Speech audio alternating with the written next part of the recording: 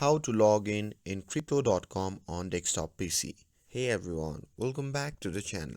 In today's video, I'll show you how you can log into your crypto.com on your desktop PC. So without further ado, let's get started. So first thing first, open your preferred web browser on your computer and simply visit the crypto.com website.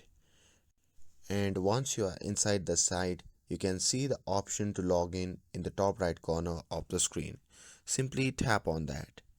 And after tapping on that, you will be prompted to the page where you need to enter your email address and password. So simply enter the details as prompted, and after that you can simply click on next. And after that, a verification code will be sent to your registered email. So open your email inbox and copy that verification code and simply paste it into the required field. And after that, you need to enter your phone number followed by the SMS verification code sent to your device. And if you want to set up a new crypto.com wallet, you can go to the wallet section and simply enter and confirm your secure password to complete the process. And that's it. By doing this, you will be successfully logged in and can access the crypto.com account. And with this, if you found this video helpful, then don't forget to like, share and subscribe to get updated for more videos.